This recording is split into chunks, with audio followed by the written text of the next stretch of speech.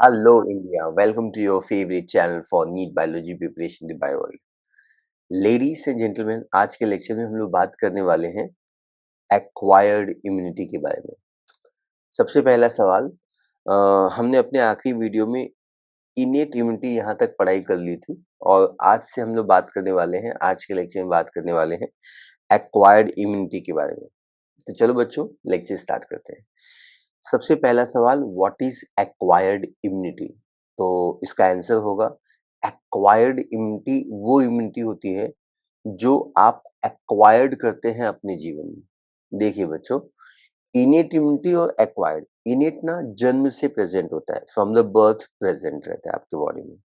तो चाहे वो एचसीएल हो, चाहे वो केराटिनाइज स्किन हो, यस सर, स्वेट हो, सेबम हो, मैक्रोफेजेस हो, यस सर, ये सभी सेल्स जो होते हैं या सभी जो प्रोटेक्शन होता है, ये जन्म से आपके बॉडी में प्रेजेंट होता है।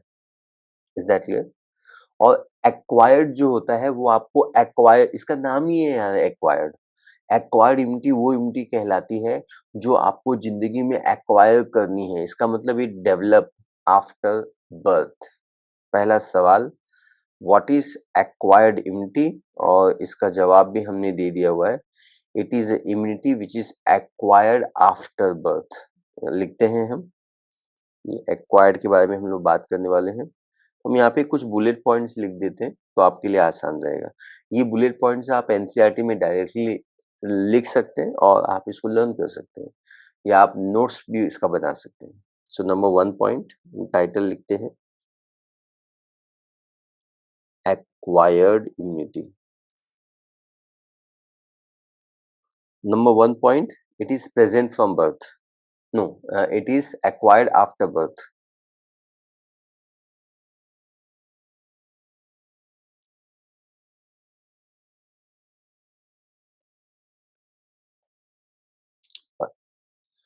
ये जो इम्यूनिटी होती है, इस इम्यूनिटी को हम लोग एडेप्टिव इम्यूनिटी या हम इसको स्पेसिफिक इम्यूनिटी के नाम से भी हम इसको जानते हैं। तो हम इसको स्पेसिफिक इम्यूनिटी या एडेप्टिव इम्यूनिटी भी बोल सकते हैं। एडेप्टिव और स्पेसिफिक इम्यूनिटी, हम इसको स्पेसिफिक इम्यूनिटी या हम इसको एडेप्टिव, मतलब ये एडेप्टिव क्यों बोलते हैं? क्योंकि ये बदलते रहता है। जैसे, तो डिपेंडिंग अपॉन आपकी कंडीशंस के हिसाब से बदलते रहता है। इनेट जो इम्यूनिटी थी वो सभी इंसानों का सेम होता है। यस सर, सभी के स्टमक में एचसीएल है, सभी के स्किन पे हेयर है, केराटिनाइज्ड हेयर है, उसमें स्वेट और सेबम प्रोड्यूस करते हैं, सबके थ्रोट में म्यूकस प्रोड्यूस होता है। तो ये सब सेम रहता है इनेट इम्यूनिटी। लेकिन एक्वायर्ड जो होता है, एक्वायर्ड बदलते रहता है।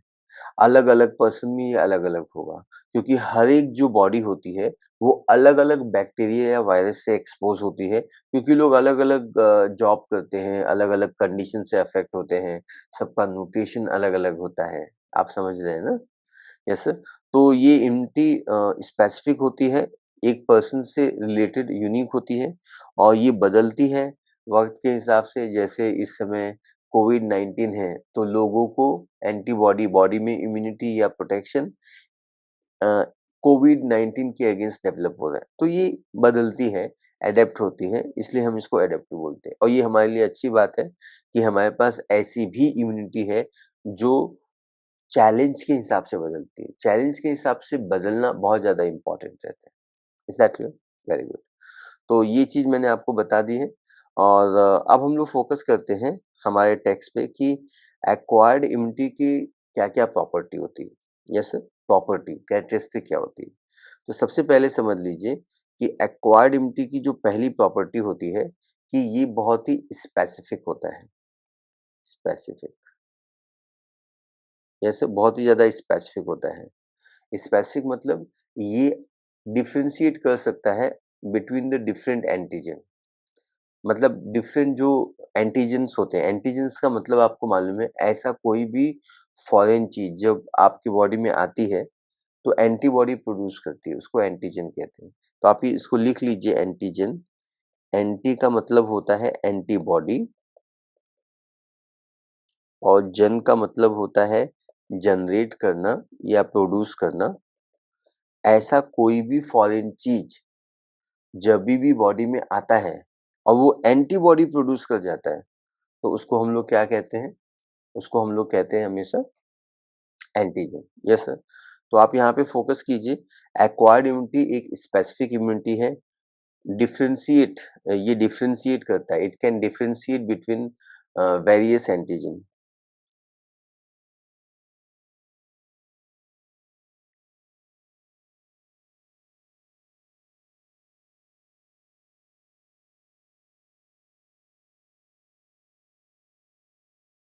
ये डिफरेंशिएट कर सकता है between the various antigen. Yes sir.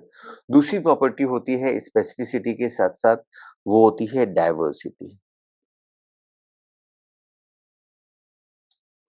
Way diversity का मतलब क्या होता है? मतलब ये वैरायटी ऑफ फॉरेन एजेंट से लड़ सकता है। मतलब बैक्टीरिया का एंटीजन, वायरस का एंटीजन, फंगाई का एंटीजन, प्रोटोजोआ का एंटीजन, हेलमिंथिस का antigen. So it can recognise, recognise का मतलब होता है पहचानना, recognise variety, variety of antigens.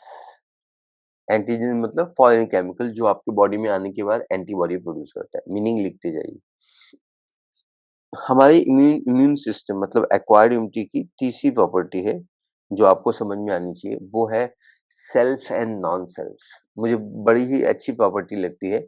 हमारा जो इम्यून सिस्टम है ना, हमारा जो एक्वायर्ड इम्यूनिटी है, वो ये पता लगा सकता है कि कौन सा सेल, कौन सा एंटीजन हमारे बॉडी का एंटीजन है और कौन सा एंटीजन पराया है।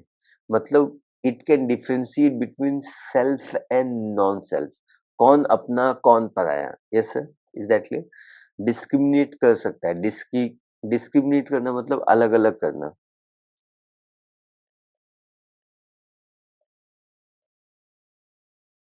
Discriminate self and non self. मेरे ख्याल से मैंने आपको समझा दिया है कौन अपना कौन पराया। अच्छा हाँ, कुछ ऐसे स्पेशल केसेस आते हैं जो वो खुद के एंटीजन को पहचानना भूल जाता है। खुद के एंटीजन के अगेंस्ट देखो, ये मेरा बॉडी सेल है। जैसे मेरा बॉडी सेल है आरबीसी और आरबीसी के ऊपर मेरा ब्लड ग्रुप है बी पॉजिटिव। ठीक है, तो मेरे पास बी एंटीजन, ये जो सेमी सर्कुलर मॉलिक्यूल आपको दिखाई दे रहा है, इसका नाम है बी एंटीजन। Yes sir. तो ये बी एंटीजन मेरे बॉडी में एंटीबॉडी प्रोड्यूस करेगा क्या? नहीं करेगा। पूछो क्यों?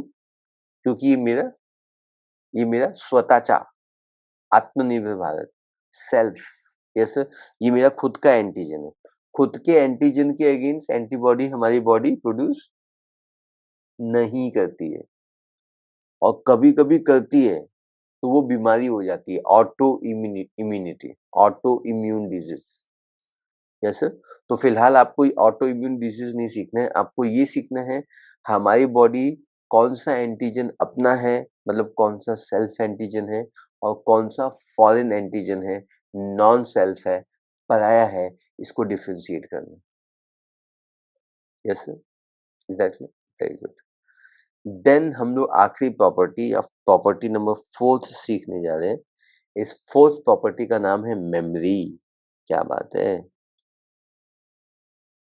ऐसा बोला जाता है कि हमारा जो एक्वायर्ड इम्यूनिटी है, उसके पास मेमोरी है। बहुत ही अच्छी बात है भाई। मेमोरी है मतलब याददाश्त की क्षमता है। मतलब वो रिकॉग्नाइज कर सकती है कि ये एंटीजन आज से 10 दिन पहले आया था और ये एंटीजन आज से 1 साल पहले आया था। मतलब अगर हमारे बॉडी में कोई चीज़ आती है, आपके जीवन में कोई भी घटना होती है, तो उसकी याददाश्त रहती है ना, उसको बोलते हैं मेमोरी।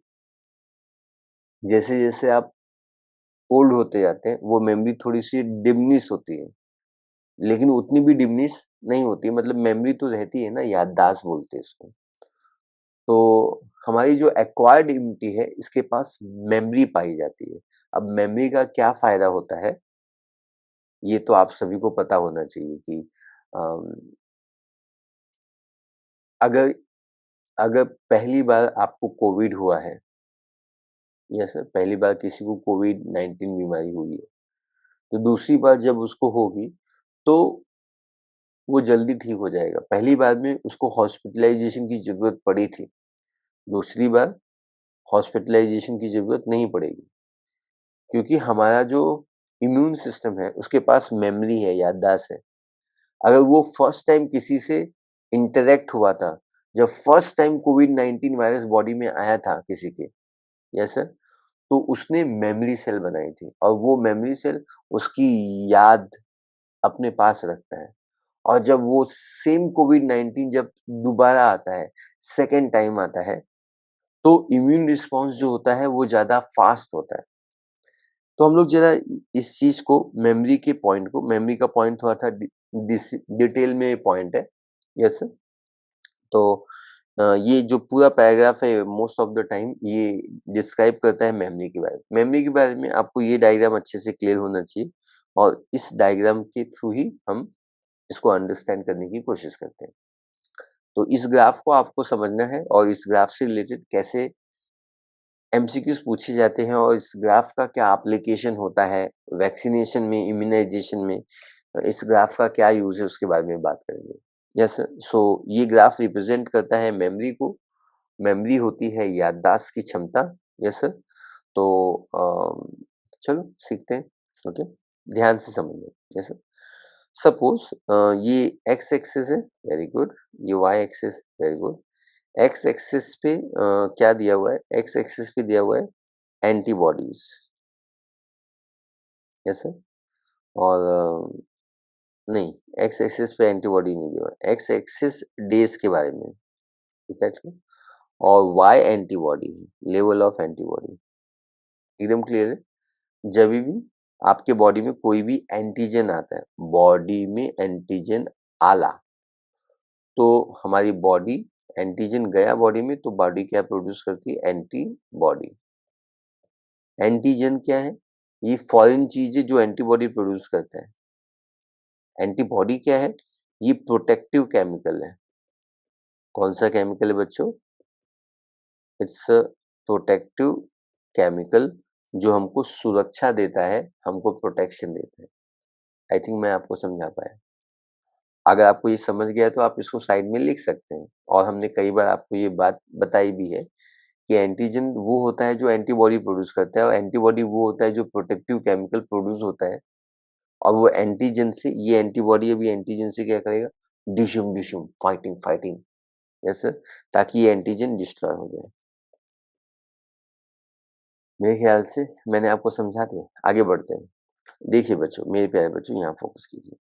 अगर फर्स्ट टाइम कोई भी एंटीजन है, एक्स एंटीजन यहाँ पे लिखा हुआ है, कोविड-19 है, टाइफाइड है, कोई भी बीमारी है, first time not typhoid, typhoid तो आपको, टाइफाइड के अगेंस्ट भी इम्यून सिस्टम डेवलप होता है, लेकिन उसकी याददाश्त उतनी ज़्यादा स्ट्रॉन्ग नहीं होती। तो अगर सेकंड टाइम आपको टाइफाइड हुआ तो आप बीमार ही होते हैं और थर्ड टाइम भी हुआ तो भी बीमार रहते हैं। कुछ डिजीज़ में हमारी मेमोरी उतनी अच्छी काम नहीं करती है। तो फिलहाल हम लोग बात करते हैं कोविड-19 का। ये कोविड-19 आपको फर्स्ट टाइम हुआ, किसी भी बंदे को हुआ 0 दिन में, है ना? Yes sir. तो फर्स्ट टाइम कोई भी एंटीजन एंटर करता है तो इसको हम बोलते हैं प्राइमरी कॉन्टैक्ट। क्या बोलते हैं हम इसको? मेडिकल लैंग्वेज में हम बोलते हैं primary contact. So this is called as a primary contact. पक्का? अच्छी बात है ना? वेरी गुड, प्राइमरी कॉन्टैक्ट हो गया। जब प्राइमरी कॉन्टैक्ट होगा तो एंटीबॉडी भी प्रोड्यूस होगा। एंटीजन जभी भी आएगा, बॉडी एंटीबॉडी प्रोड्यूस कर जाएगा। तो ये एंटीजन आया 0 दिन में, तो हमारी बॉडी ने एंटीबॉडी प्रोड्यूस किया। किया कि नहीं किया? किया। पक्का? तो जब ये एंटीबॉडी प्रोड्यूस होता है, तो ग्राफ कैसे, हमारी बॉडी रिस्पॉन्ड कर रही है ना, मतलब हमारी बॉडी रिस्पॉन्ड कर रही है। इस रिस्पॉन्स को प्राइमरी रिस्पॉन्स बोलते हैं। क्या बोला मिस्टर सर ने? For primary contact will leads to primary response. Primary contact will leads to primary response. पक्का? तो क्या होगा? Antibody produce. देखो ये एंटीबॉडी तो बहुत कम है, इतना ही है, लेवल इतना है। और फिर ये कौन सा एंटीबॉडी है? रेड कलर में कौन सा एंटीबॉडी है, समझ में नहीं है। अच्छा, आईजीएम है। पक्का? आपको पता होना चाहिए, वैसे बेसिक इंफॉर्मेशन है। ये जो एंटीबॉडी होती है, मैं आपको दूसरे कलर में बता देता हूँ ये, ताकि आप डिस्टिंग्विश कर सके कि क्या अपने सिलेबस का चल रहा है और कहाँ चल रहा है।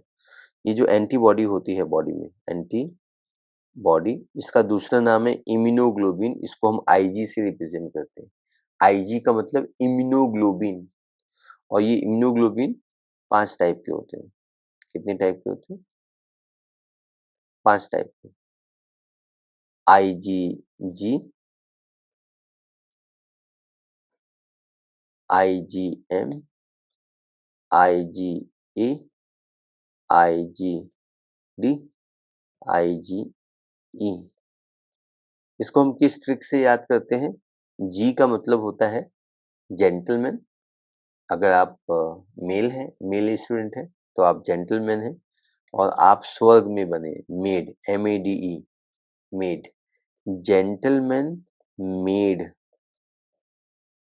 Made in India, made in Japan सुना होगा। और आप हेवन में बने हैं, gentleman made in heaven. But आप गर्ल स्टूडेंट हैं, तो girls are made in heaven. तो आप अपने हिसाब से बदल लीजिए, जो भी आपको लगता है ना? अब तो ये चीज तो हो गई, हमारी एंटीबॉडी का इंफॉर्मेशन था जो मैंने आपको बताया, है ना? Is that clear? पक्का? आई होप आपको ये इंफॉर्मेशन समझ में आया। अब हमको ये सीखना है, प्राइमरी रिस्पॉन्स में नीट आपको पूछेगा, प्राइमरी रिस्पॉन्स जब था तो हमारी बॉडी ने कौन सा एंटीबॉडी प्रोड्यूस किया था सबसे पहले। तो आपको जवाब देना है, सबसे पहले हमारी बॉडी ने कौन सा, पहले कौन, रेड वाला ग्राफ आ रहा है या ब्लू वाला? तो रेड वाला आ रहा है। तो हम पहले, हमारी बॉडी ने आईजीएम नाम का एंटीबॉडी प्रोड्यूस किया था। और उसके बाद हमारी बॉडी ने आईजीजी भी प्रोड्यूस किया। ये रेड ग्राफ है, रेड पहले आया और फिर ब्लू बाद में आया। ब्लू आईजीजी है और ये आईजीएम है। Yes sir.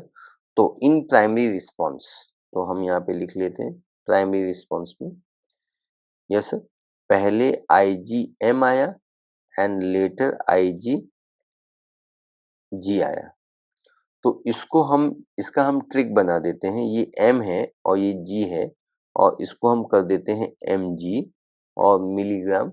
और आपको ये याद रखना है, प्राइमरी रिस्पॉन्स में पहले आईजीएम आता है और फिर आईजीजी आता है। इस ग्राफ के हिसाब से इसको याद करना है। इसका ट्रिक है, ओ माय गॉड, ओ यहाँ पे नहीं है, माय गॉड है, माय गॉड। कुछ लोग माय गॉड बोलते, कुछ लोग ओ माय गॉड बोलते हैं। Very good. ठीक है? या मिलीग्राम, अगर आपको ऐसे सीखना है तो आप ऐसे सीख सकते हैं। देखिए आप किस में कंफर्टेबल हैं। आपका बहुत-बहुत धन्यवाद। तो आप देखते हैं कि बंदा बीमार हो जाता है, जभी भी प्राइमरी रिस्पॉन्स होगा, जब फर्स्ट टाइम आप कोविड-19 से इन्फेक्ट हुए थे, या सर कोई भी इन्फेक्ट हुआ था या किसी भी बीमारी से इन्फेक्ट होते हैं, तो बहुत ज़्यादा प्रोटेक्शन नहीं मिलता है, इसलिए दवा लेनी पड़ती है। हाँ, तो इसमें एंटीबॉडी बहुत कम प्रोड्यूस होता है, इतना ही प्रोड्यूस होता है। लेकिन ये इतना हो गया प्राइमरी रिस्पॉन्स। अब सेकेंड टाइम कोई भी एंटीजन अगर आपके बॉडी में आया, second antigen x, same antigen है, सेम, जो एक्स यहाँ पे था वही एंटीजन यहाँ पे भी आया। जब किसी को सेकेंड टाइम कोविड होता है, कोरोना होता है, यस, तो इधर देखिए, इस ग्राफ को देखिए, तो आईजीजी एंटीबॉडीज ना, वो वाओ, क्या बढ़ता है यार। ये देखो इतना है और ये कितना है, बहुत गुना है। मतलब इसका 3-4 गुना तो है, लेकिन ये 3-4 गुना हम ग्राफ में बता सकते हैं, लेकिन ये 1000 गुना है। ऐसा नहीं है कि ये 4-5 गुना है ना? It is 1000 times more. Secondary response जो होता है, सेकेंडरी रिस्पॉन्स जो होता है आपको समझ में आना चाहिए, secondary response is going to be quick सबसे पहले, और हाई इंटेंसिटी का होता है, हाई इंटेंसिटी। वाओ, नीट पूछेगा सेकेंडरी इम्यून रिस्पॉन्स में कौन सा एंटीबॉडी मैक्सिमम प्रोड्यूस होता है, या मेनली कौन सा एंटीबॉडी प्रोड्यूस होता है, तो आपको बोलना है आईजीजी। यस सर, तो इसके अंदर मेनली आईजीजी एंटीबॉडी प्रोड्यूस होता है। ये सारे फैक्ट को भी आपको लिखना है। प्राइमरी रिस्पॉन्स जो होता है वो बड़ा स्लो होता है, क्या बात है, लो इंटेंसिटी वाला होता है, क्या बात है।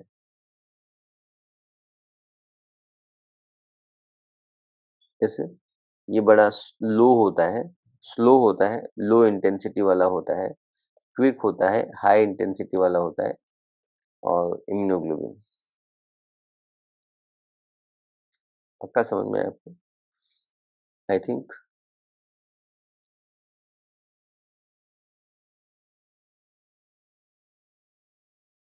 है ना? तो आई थिंक ये सारे पार्ट्स आपको अच्छे से समझ में आ गए हैं।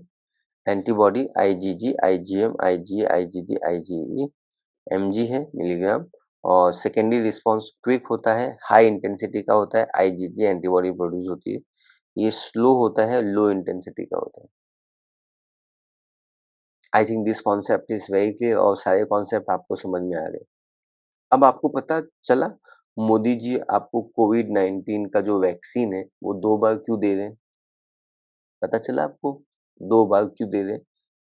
क्योंकि एक बार अगर किसी ने वैक्सीन लिया और बोले अरे मुझे तो वैक्सीन मिल गया, अब मैं तो मार्केट में जाऊँगा, भीड़ में जाऊँगा, लोगों के साथ मिलूँगा, मास्क का इस्तेमाल बिल्कुल नहीं करूँगा, तो आपको कोई प्रोटेक्शन नहीं है। You understand? You understand this? लेकिन लेकिन जब आप सेकंड डोज़ लेते हैं, तो आपको एंटीबॉडी एक्चुअली में ज़्यादा क्वांटिटी में प्रोड्यूस होता है। Yes sir? तो आपके सेफ रहने के चांसेस सेकेंड वैक्सीन होने के, सेकेंड वैक्सीन हो गया है, सपोज़ ये सेकेंड वैक्सीन हो गया, तो उसके कुछ 50 दिन में या 30 दिन में, 30-40 दिन में आपको थोड़ी-सी एंटीबॉडीज़ प्रोड्यूस हो जाएँगी।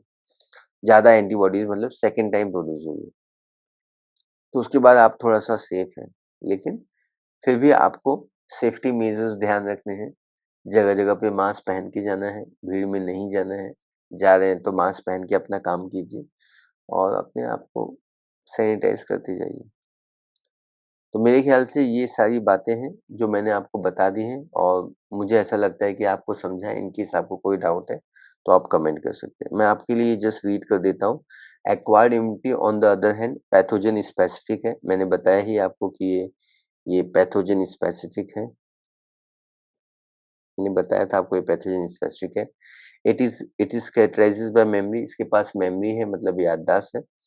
और our body encounters a pathogen for the first time, it produces a primary response.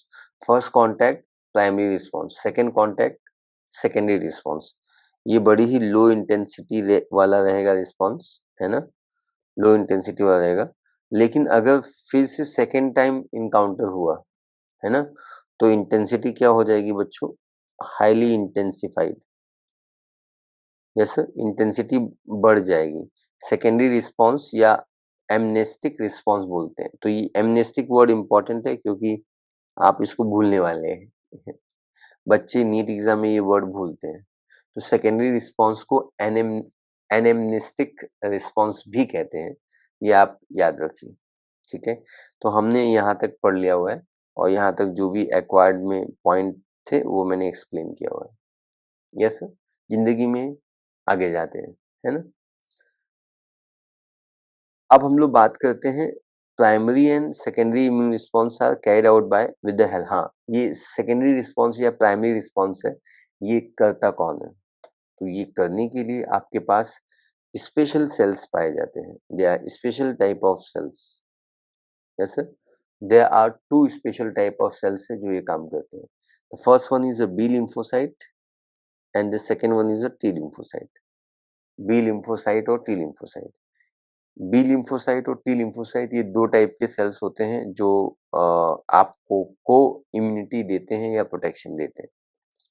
तो आगे की इस पर्टिकुलर पैराग्राफ में यहाँ पे एक्सप्लेन किया हुआ है कोई भी एंटीबॉडी का स्ट्रक्चर। आपको ये पता होना चाहिए कि ये जो बी लिम्फोसाइट होता है, ये बी लिम्फोसाइट होता है, ये प्रोड्यूस करता है एंटीबॉडीज।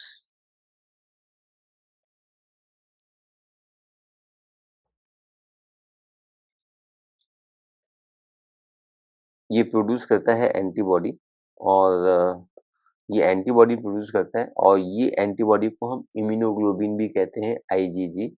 और ये इम्यूनोग्लोबिन का यहाँ पे स्ट्रक्चर दिया हुआ है, आप इस स्ट्रक्चर को समझने की कोशिश कर सकते हैं। तो हम सीखने जा रहे हैं इस समय इस एंटीबॉडी, जो डायग्राम आपके एनसीईआरटी में लिखा हुआ है, इस स्ट्रक्चर के बारे में, इसके स्ट्रक्चर के बारे में, इसके टाइप के बारे में, इसके फंक्शंस के बारे में हम बेसिक इंफॉर्मेशन लेने जा रहे हैं। Yes sir, here we go. तो मैं इस सिस्टमैटिकली पॉइंट यहाँ पे सीक्वेंस वाइज लिखते जाता हूँ, तो आप भी इसको लिखते जाइएगा और इससे आपका नोट्स भी बन जाएगा। और आप कोशिश कीजिए कि आप ये जो नोट्स है वो आप इस टेक्स्ट बुक में ही बनाइए, तो आपके लिए जो पढ़ना होगा वो बहुत ही आसान हो जाएगा। नंबर 1 पॉइंट, इसको हम लोग बोलते हैं एंटीबॉडी। एंटीबॉडी का दूसरा नाम होता है इम्यूनोग्लोबुलिन। इम्यूनोग्लोबुलिन। सबसे पहली डिफिकल्टी ये समझ लीजिए कि इसको हम इम्यूनोग्लोबिन नहीं बोलते, ग्लोबुलिन बोलते हैं। हीमोग्लोबिन को हम हीमोग्लोबिन बोलते हैं, बट इसको हम इम्यूनोग्लोबुलिन बोलते हैं। ऑब्वियसली हम इसको आईजीजी से रिप्रेजेंट करते हैं, आईजीजी। और ये जो आईजीजी होता है वो 5 टाइप्स होते हैं। 5 टाइप्स मैंने अभी लेक्चर की स्टार्ट में आपको बताया हुआ है, IgG, IgM, IgA, IgD, IgE. I think ये सारे पॉइंट्स आपको क्लियर हो गए। अब हम लोग समझने की कोशिश करते हैं कि ये एंटीबॉडी को सिक्रीट कौन करता है। तो इट इज सिक्रीटेड बाय, क्या बात है, it is secreted by plasma cell. Plasma cell के द्वारा सिक्रीट किया जाता है। प्लाज्मा सेल आपको पता होना चाहिए कि एक टाइप ऑफ बी सेल है। बी सेल यहाँ पे बोलने का मतलब है बी लिम्फोसाइट। बी सेल बोलने का मतलब है यहाँ पे बी लिम्फोसाइट। तो बी लिम्फोसाइट का एक सेल होता है जिसको हम प्लाज्मा सेल बोलते हैं, जो कि आगे आज ही के इसी वीडियो में आगे के पार्ट में आपको प्लाज्मा सेल फिर से दोबारा आएगा। तो एंटीबॉडी कौन सिक्रीट करता है? प्लाज्मा सेल सिक्रीट करता है बी लिम्फोसाइट। और ये करीबन 2000 पर सेकेंड, इतने नंबर ऑफ एंटीबॉडीज जो होते हैं वो सिक्रीट किए जाते हैं जब सेकेंडरी रिस्पॉन्स आता है।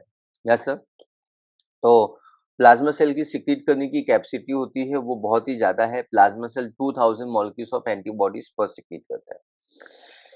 बट हम लोग का मेन टॉपिक है कि ये जो पर्टिकुलर स्ट्रक्चर है, इस स्ट्रक्चर को सीखा जाए। तो इसके चौथे पॉइंट की तरफ मूव ऑन करते हैं हम लोग, फोर्थ पॉइंट।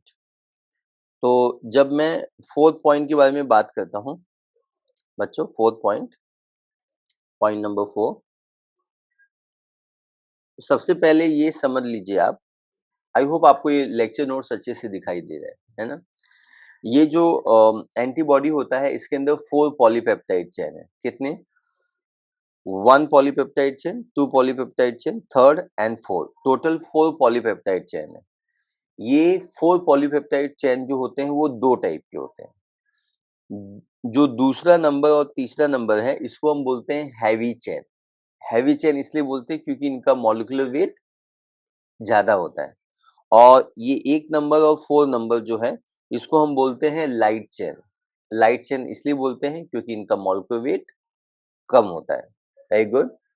चलो आगे बढ़ते हैं फिर। तो मैं ये पॉइंट को यहाँ पे लिखता हूँ। Yes sir. So it consist of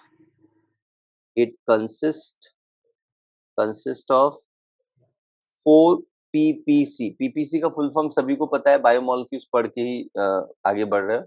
polypeptide chain and is of 2 type, 2 type के रहते हैं। Yes sir. Heavy and light chain. एक जो एंटीबॉडी होता है हम उसको H2 और L2 के द्वारा रिप्रेजेंट किए जाते हैं। This is very very important. H2 और L2 के द्वारा रिप्रेजेंट किया जाता है। आप इसको समझ लीजिए, इस पे कैसे सवाल पूछेंगे। नीट आपको पूछेगा कि कितने टाइप के चैन होते हैं, आपको बोलना है 2 टाइप। नीट ने पूछा कितने चैन होते हैं, आपको बोलना है 4, 2 हैवी चेन और 2 लाइट चेन। एकदम क्लियर है? Very good. तो ये पार्ट आपको अच्छे से क्लियर है। इसको हम हाइलाइट भी कर देते हैं ताकि ये चीजें आपको सिंपल फॉर्म में अच्छे से समझ में आ जाए। पक्का? अब हम लोग ये समझने की कोशिश करते हैं कि ये हमारा जो हीमोग्लोबिन था ना, हीमोग्लोबिन में 2 alpha alpha 2 alpha and 2 beta था। वहाँ पे भी 2 टाइप के पॉलीपेप्टाइड चेन थे।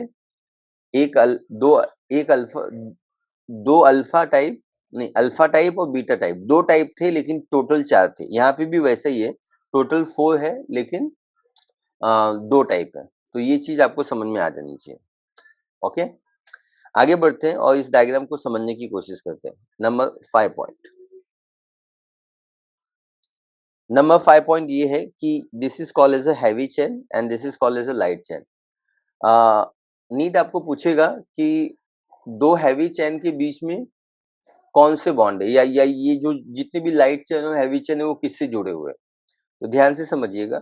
मेरा पहला सवाल अच्छे से समझिए। मेरा पहला सवाल है, 2 हैवी चेन के बीच में कितने डाइसल्फाइड बॉन्ड है। तो आंसर आप गेस कीजिए और बताइए मुझे।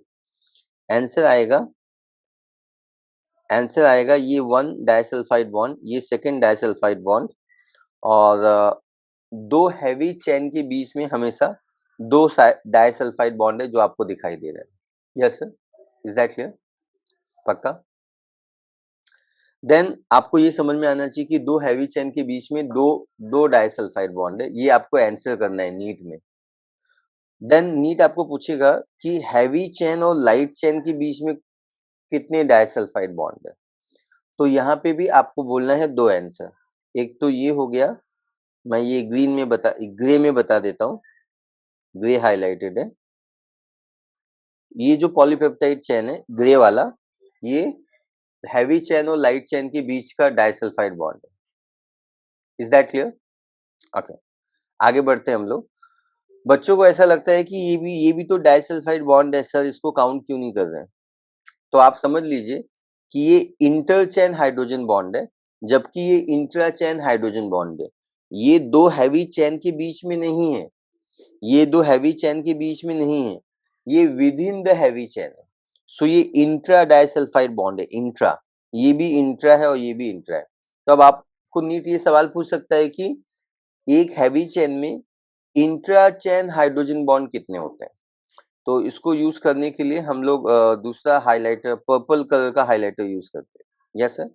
तो एक हैवी चेन में ये 1 हो गया, ये 2 हो गया, और ये 3 हो गया, और ये 4 हो गए। एक हैवी चेन में intra chain hydrogen bond, intra chain बोला मैंने, एक हैवी चेन बोला मैंने, तो 4 डाइसल्फाइड बॉन्ड हो जाएंगे। और लाइट चेन में पूछा तो मैं इसका कलर अभी ग्रीन कर देता हूँ, ग्रीन हाईलाइट करता हूँ। लाइट चेन में लाइट चेन में 2 डाइसल्फाइड बॉन्ड है, इंट्रा चेन डाइसल्फाइड बॉन्ड 2 है।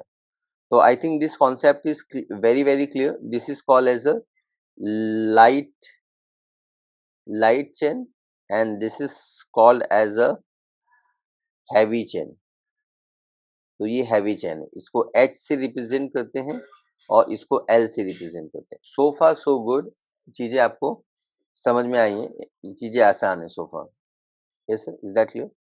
तो इसमें आपको कोई भी मुसीबत का सामना अभी तक फिलहाल नहीं करना पड़ा है ना?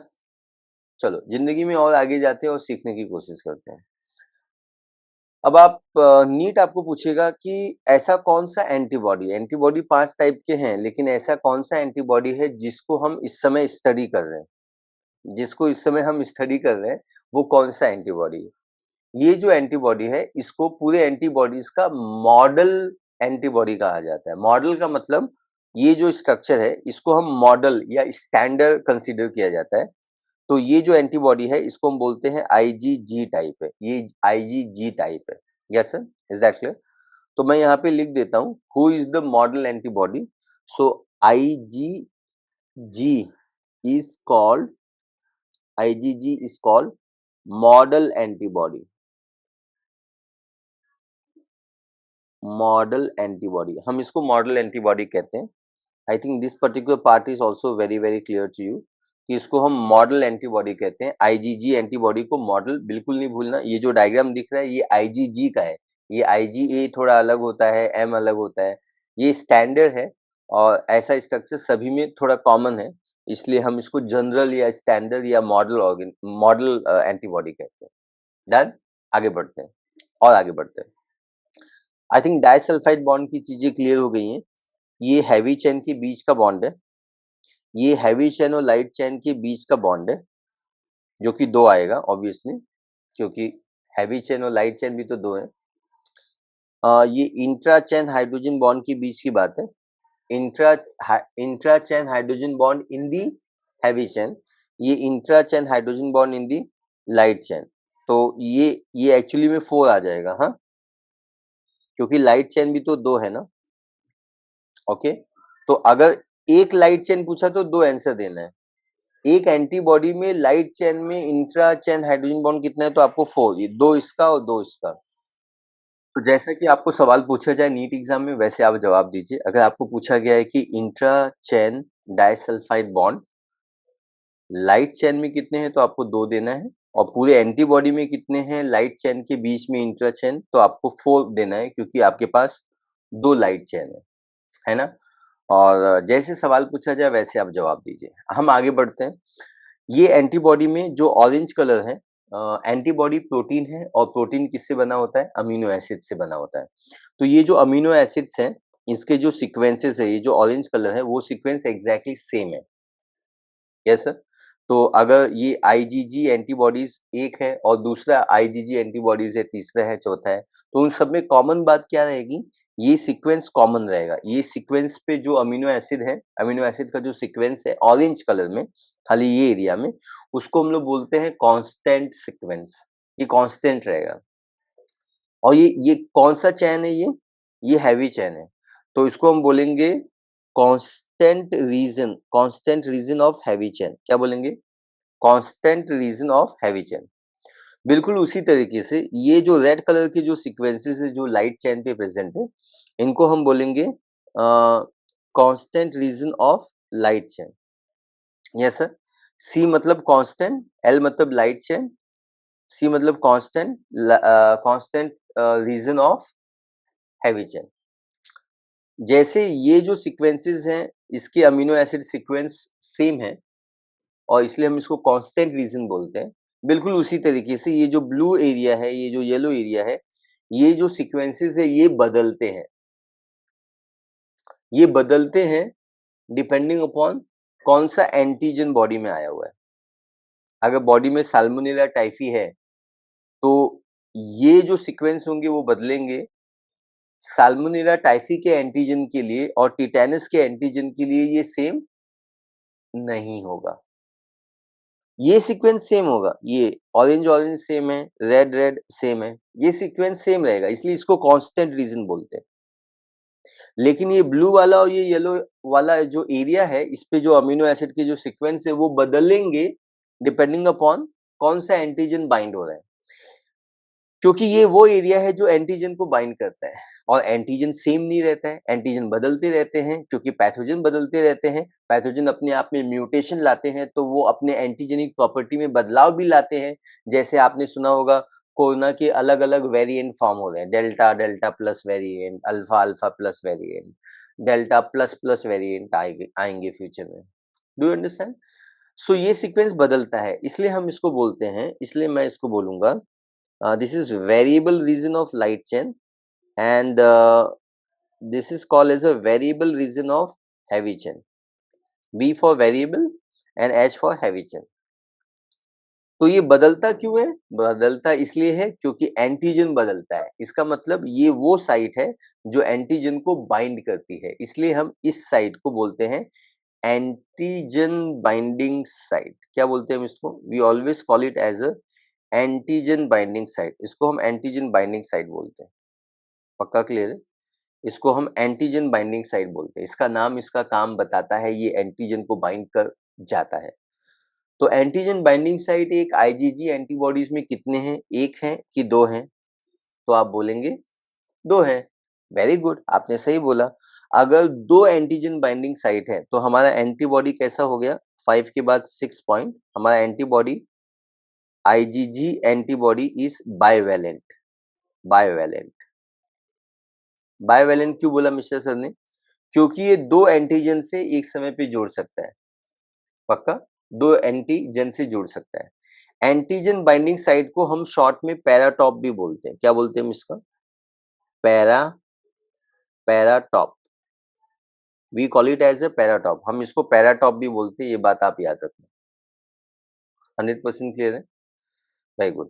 तो एंटीजन बाइंडिंग साइट है और ये पैराटॉप है, और आईजीजी एंटीबॉडी बाइवेलेंट है क्योंकि 2 एंटीजन से जुड़ता है।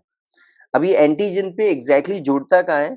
तो जरा आप देखिए यहाँ पे, ये है एंटीजन और ये है हम लोगों का एंटीबॉडी, और ये है वेरिएबल सीक्वेंस, और ये है एंटीजन बाइंडिंग साइट।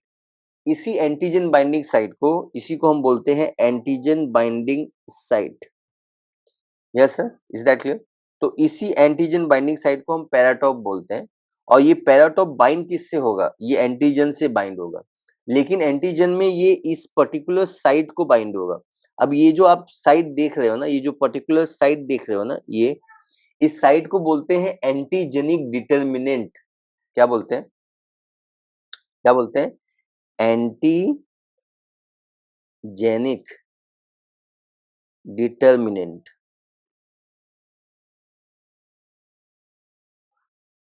आप इस बात को ध्यान से समझिए कि एक जो एंटीबॉडी, एक जो एंटीजन है मतलब बैक्टीरिया, उस पे पूरी बॉडी एंटीजेनिक नहीं होगी। Yes sir, is that clear? जैसे ये मेरी बॉडी है, तो मेरी पूरी बॉडी नहीं बोलती, मेरे हाथ बोलते नहीं है, मेरे आंख बोलते नहीं है, मेरा माउथ बोलता है। उसी तरीके से ये जो बैक्टीरिया की बॉडी है, इसमें पूरा का पूरा बॉडी ही एंटीजेनिक नहीं है। इस पे कुछ पार्टिकल्स होते हैं, पार्टिकल्स, वो पार्टिकल एंटीजेनिक होते हैं। उस पार्टिकल को हम एपिटॉप कहते हैं। क्या कहते हैं? एपिटॉप कहते हैं। और एपिटॉप का दूसरा नाम है एंटीजेनिक डिटर्मिनेंट। तो एकदम सब लोग टॉप पे ही हैं, देखो ना, इधर देखो, ये है पैराटॉप, और ये पैराटॉप बाइंड होता है एपिटॉप को। नीट पूछेगा पैराटॉप किसके पास है? बोलने का एंटीबॉडी के पास है।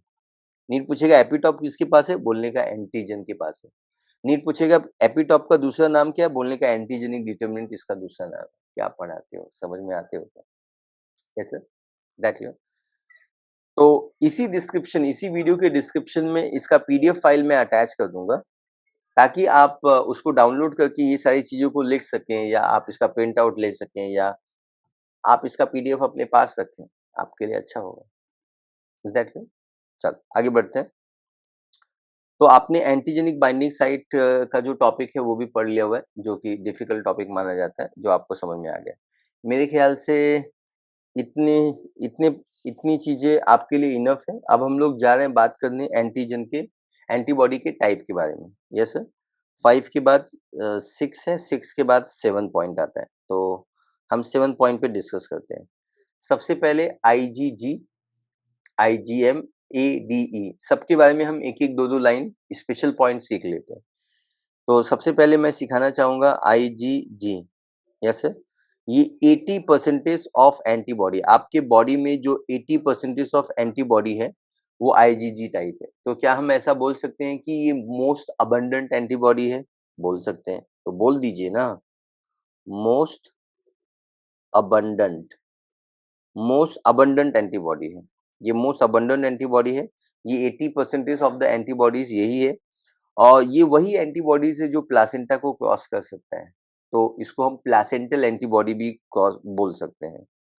प्लासेंटल एंटीबॉडी, जैसे फीटस 9 महीने बीबी के अंदर है, सॉरी मम्मी के बॉडी के अंदर है, वोम्ब के अंदर है। ये जो बेबी है वो वोम्ब के अंदर है, मतलब यूट्रस के अंदर है।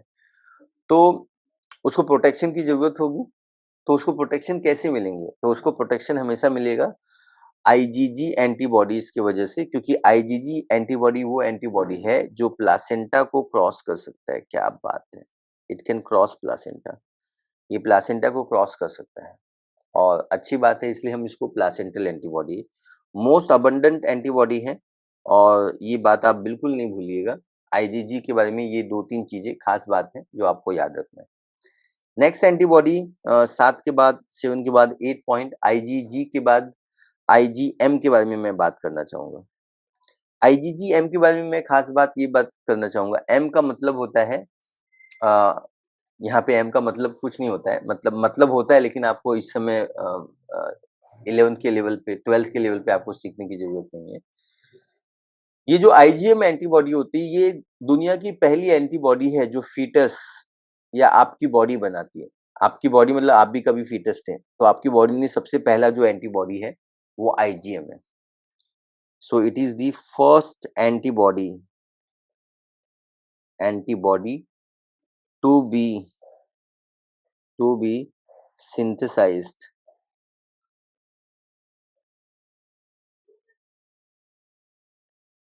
by fetus. फीटस ने ये सबसे पहली एंटीबॉडी जो फीटस बनाता है। अच्छा क्यों बनाता है? फीटस को क्या जरूरत थी? मम्मी से मांग नहीं सकता था क्या?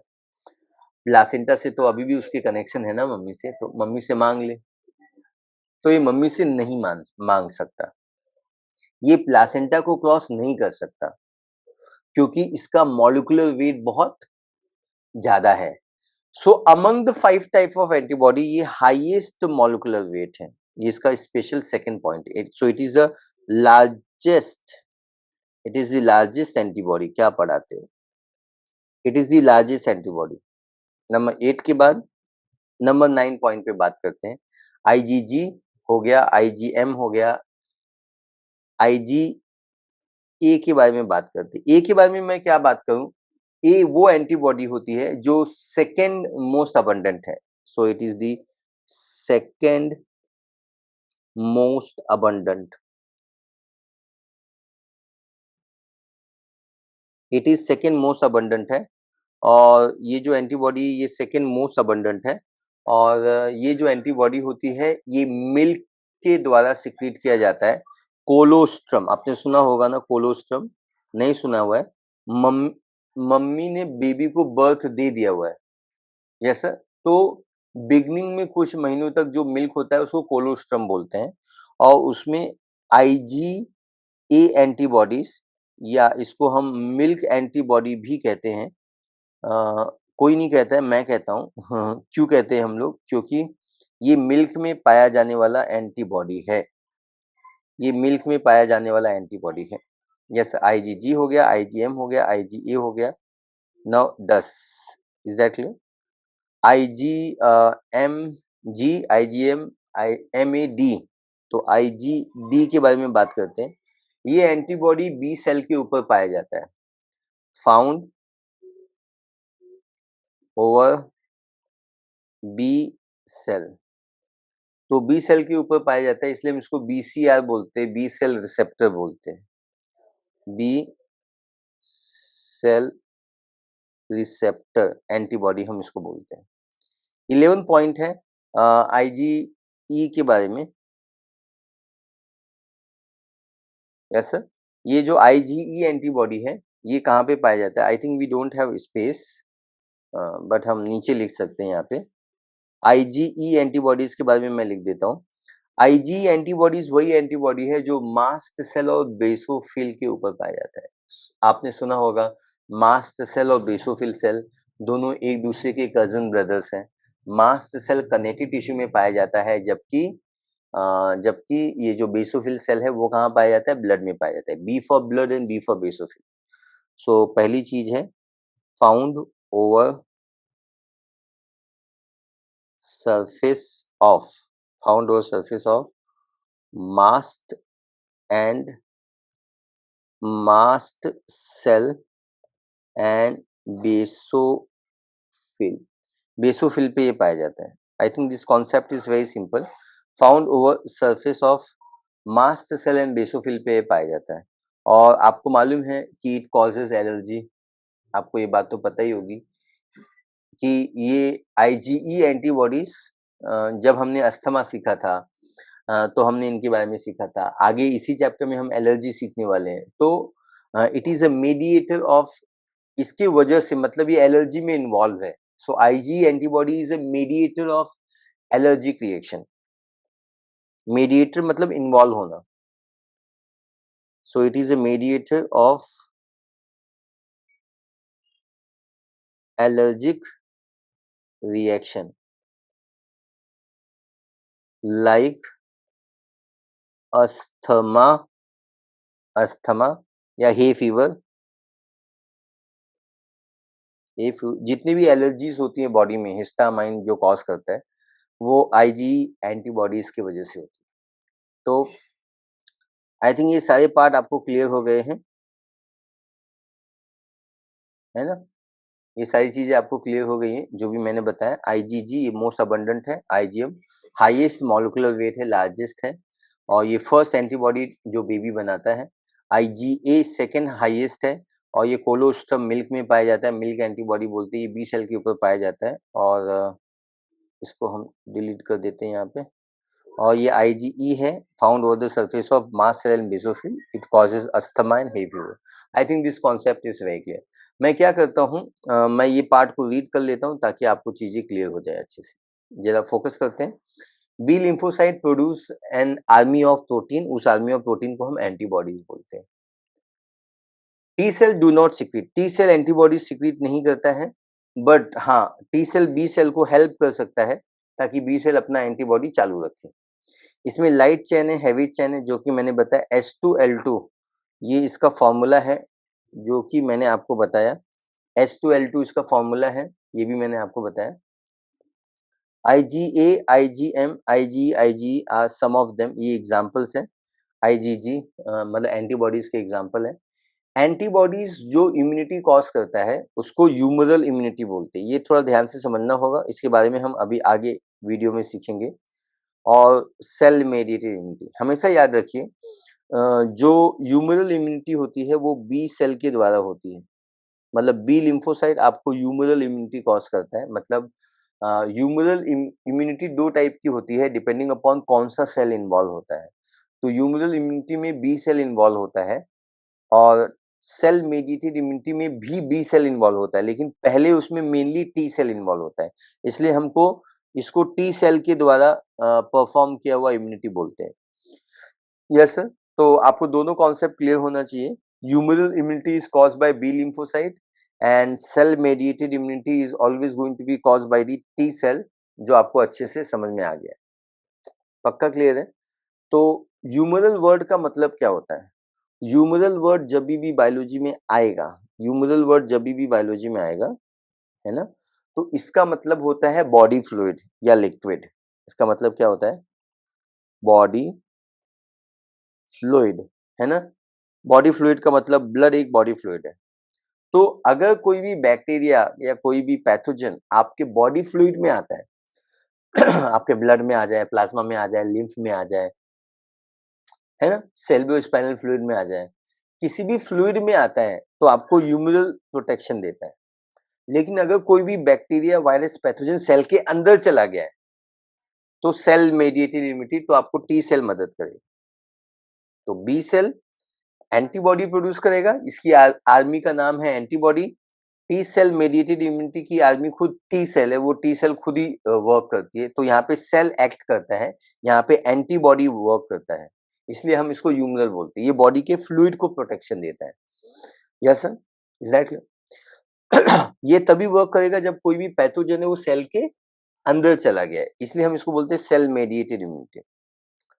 तो हम इसके बारे में, इन दोनों के बारे में आगे के वीडियो में, इसी इसी वीडियो में हम आगे डिस्कस जरूर करेंगे। लेकिन टी सेल के बारे में यहाँ पे किताबों में बहुत ही इंपॉर्टेंट चीज बताई गई है, वो जरा देख लेते हैं। टी सेल सीएमआई करते हैं, सेल मेडिएटेड इम्यूनिटी। और सम ह्यूमन में कभी भी हार्ट ऑर्गन, ये ऑर्गन ट्रांसप्लांट किया जाता है। कभी कभी heart, eye, liver, kidney fail हो गई है बंदे की, yes sir, fail to function satisfactory, तो उनको kidney donation, heart donation, liver donation की जरूरत होती है, और हम इसको बोलते हैं ट्रांसप्लांटेशन, ट्रांसप्लांट करवा लो, यस सर, किसी और से मांग के अपना किडनी लगवा लो, ऐसा। तो जब हम किसी और से किडनी मांगते हैं, तो वी मेक श्योर दैट हमारी किडनी और उनकी किडनी मैच होनी चाहिए। अगर किसी बंदे की किडनी खराब हो गई है, वो किसी और बंदे से मांग रहे हैं, तो वो मैच होना चाहिए। ब्लड ग्रुप मैच होना चाहिए, सरफेस के ऊपर जो एंटीजन है वो मैच होनी चाहिए। लेकिन अगर मैच नहीं हुआ तो हमारी बॉडी उसको रिजेक्ट करती है, और रिजेक्ट करने में टी लिम्फोसाइट का बहुत ही इंपॉर्टेंट रोल होता है। तो यहाँ पे लिखिए, यहाँ पे लिखा हुआ है only remedy enable the patient to live. Transplantation करवाना एक लास्ट सॉल्यूशन है ऐसे पेशेंट के लिए, ठीक है। तो आपको सुटेबल डोनर ढूंढना होगा। Yes sir. Organ can not be taken from just any body, ये ऑर्गन किसी भी बॉडी से ली नहीं जा सकती, और इसलिए डॉक्टर हमेशा बोलते हैं कि graft just any source, animal से या दूसरे प्राइमेट से या एनी ह्यूमन से कैन नॉट बी मेड, किसी और से नहीं ले सकते। क्यों नहीं ले सकते? अगर आप एनिमल का किडनी ले लोगे या दूसरे ह्यूमन का किडनी ले लोगे और वो ब्लड ग्रुप मैच नहीं करता है, एंटीजेंस मैच नहीं करते हैं, तो आप बड़ी मुसीबत में आ जाओगे। जो ऑर्गन आप बाहर से लेते हो उसको हम कहते हैं ग्राफ्ट। क्या कहते हैं उसको? ग्राफ्ट। और अगर आपने किसी का ग्राफ्ट ले लिया बिना टिश्यू को मैच किए, बिना ब्लड ग्रुप को मैच किए, ये दोनों का मैच होना बहुत ज्यादा जरूरी होता है। नीट पूछेगा कि जब ऑर्गन ट्रांसप्लांट करवाते हैं तो कौन सी दो चीजें मैच होनी चाहिए? टिश्यू मैच होना चाहिए, ब्लड ग्रुप मैच होना चाहिए। Yes sir, is that clear? तो ये जो ग्राफ्ट आपने लिया है उसी को हम ग्राफ्ट भी बोलते हैं और उसी को हम ट्रांसप्लांट भी बोलते हैं, ठीक है। तो अगर ये मैच नहीं हुआ तो पता चला कि पेशेंट में ट्रांसफर करने के बाद पेशेंट मर गए। Is that clear? तो ब्लड ग्रुप मैच होना चाहिए, टिश्यू मैचिंग होना चाहिए। मैचिंग मतलब ज्यादा से ज्यादा परसेंटेज हो, एग्जैक्ट मैच तो नहीं हो सकता है ना। आप इस दुनिया में यूनिक है।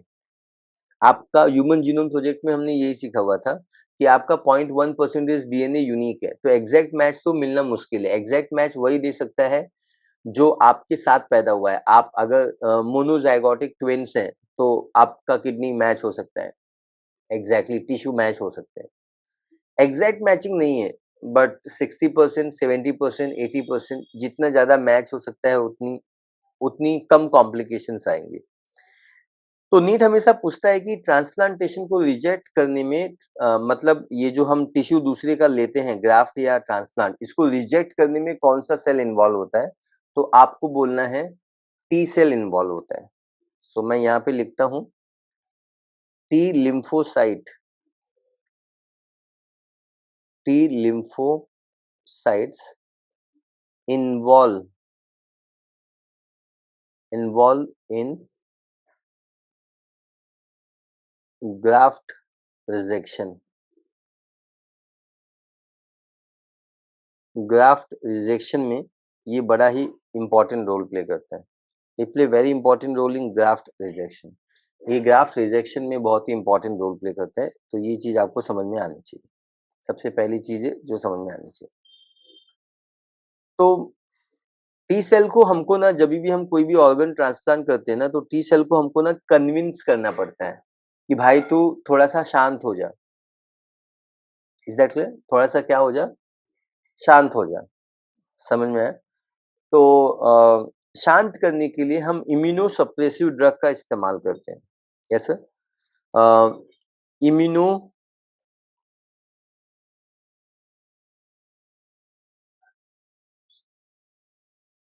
Drug, immunosuppressive drug is used to suppress, क्योंकि 100%, जैसा कि मैंने बताया कि 100% मैच नहीं होगा, तो थोड़ा सा भी अनमैच होगा तो टी सेल को गुस्सा आ जाएगा, वो ग्राफ्ट को रिजेक्ट करेगा कि ये तुम जाओ, तुम दूसरे की किडनी हो, दूसरे बॉडी की किडनी हो, तुम यहाँ से चले जाओ, चले जाओ, चले जाओ। तो हमको ना उसको समझाना होगा, शांत, गदाधारी भीम शांत, है ना। और शांत तो वो ऐसा बोलने से तो शांत बच्चे भी नहीं होते हैं क्लासरूम में। You understand? तो इम्यूनो सप्रेसिव ड्रग हमको यूज करना होता है। कुछ ऐसी दवाएं हमको यूज करनी होती हैं जो टी सेल को शांत रखें। तो वो दवाओं में एक फेमस दवा है जो आपने अभी तक यूनिट नंबर 8 में पढ़ा हुआ है, जिसका नाम है साइक्लोस्पोरिन। साइक्लोस्पोरिन ए। याद आया आपको? अगर आपको ये याद आ गया है तो मुझे बताइए कि ये कौन से, इसका सोर्स कौन है? तो इसका जो सोर्स होता है वो ट्राइकोडर्मा पॉलीस्पोरम है। Yes sir.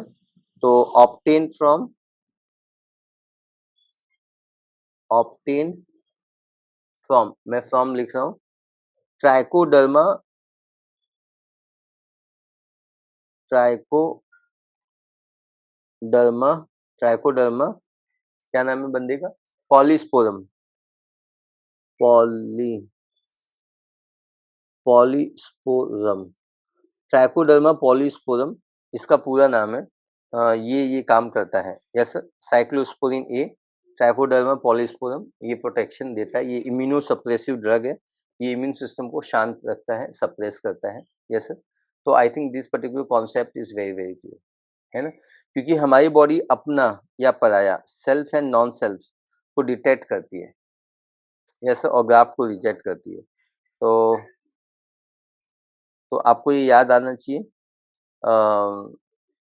ये चीज़ें समझ में आ जानी चाहिए। आई think this much concept is very clear, आपको इतना टॉपिक समझ में आ गया है, और ये आपका एनसीईआरटी है, और ये हमने एनसीईआरटी आपको यहाँ तक बता दी है। Yes sir. अब हम क्या पढ़ने जा रहे हैं, हम ह्यूमरल इम्यूनिटी और सेल मेडिएटेड इम्यूनिटी पढ़ने जा रहे हैं अगले पेज पे, और ये पेज हमने खुद बनाया हुआ है और डिज़ाइन किया हुआ है, और हम इस पे एक्सप्लेन करेंगे आपको। ये डायग्राम इंटरनेट से लिया हुआ है, जिसको यूज़ करके हम इस बात को एक्सप्लेन करेंगे कि आपको ये इम्यून सिस्टम समझ में आ जाए। तो बेसिकली जैसा कि आपने बताया, आपने समझा अभी, 2 टाइप के इम्यून सिस्टम होते हैं। एक में बी लिम्फोसाइट मेनली काम करता है और एक में मेनली टी लिम्फोसाइट काम करता है। जिसमें बी लिम्फोसाइट काम करता है उसको हम ह्यूमरल बोलते हैं, और जिसमें टी लिम्फोसाइट काम करता है उसको सेल मेडिएटेड इम्यूनिटी बोलते हैं। इस बात का आपको ध्यान रहे, इस बात का आपको ध्यान रहे कि ये जो सेल मेडिएटेड इम्यूनिटी होती है, ये टी सेल इन्वॉल्व है इसमें, लेकिन टी सेल बी सेल को भी हेल्प के लिए बुलाता है। तो सेल मेडिएटेड इम्यूनिटी में, तो मैं जरा लिखता हूँ, पहले हम लोग लिखते हैं यहाँ पे नंबर 1 पॉइंट, ऐसा, two types of immunity, two types of immunity या इम्यून रिस्पॉन्स 2 टाइप के हैं। पहला जो है इसको हम लोग बोलते हैं ह्यूमरल,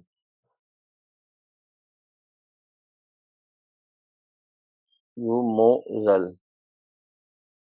ये जो ह्यूमोरल है, ये ह्यूमरल, ये बॉडी फ्लूइड में इन्वॉल्व होता है, बॉडी फ्लूइड में इन्वॉल्व होता है ना,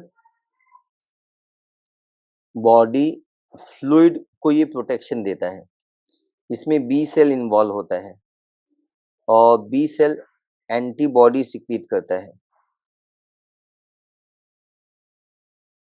अब बच्चे कंफ्यूज होते हैं कि बी सेल सिक्रीट करता है कि प्लाज्मा सेल, क्योंकि अभी थोड़ी देर पहले आपने प्लाज्मा सेल पढ़ा था। तो जरा इस कॉन्सेप्ट को समझ लेते हैं। इधर देखिए बच्चों, ये है एंटीजन, एंटीजन कुछ भी हो सकता है, एंटीजन कुछ भी हो सकता है, इट में बी फॉरेन प्रोटीन, इट में बी वायरस, इट में बी बैक्टीरिया, कुछ भी हो सकता है।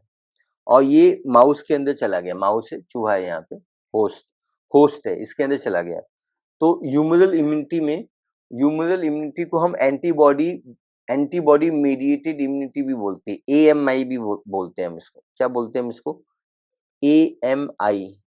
एएमआई का फुल फॉर्म है anti body mediated, antibody mediated immunity, immunity, antibody mediated immunity है, जो आपको समझ में आनी चाहिए। तो यहाँ पे हमने बी सेल लिया हुआ है, और ये एंटीजन यहाँ पे आ गया है। बी सेल के ऊपर बी सेल रिसेप्टर है, मैंने बताया था आईजीडी एंटीबॉडी बी सेल के ऊपर पाया जाता है, अभी थोड़ी देर पहले बताया था। Yes sir.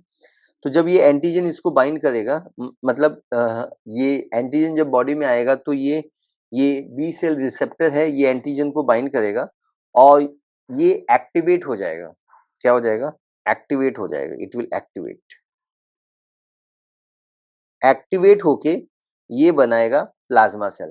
क्या बनाएगा? Plasma cell.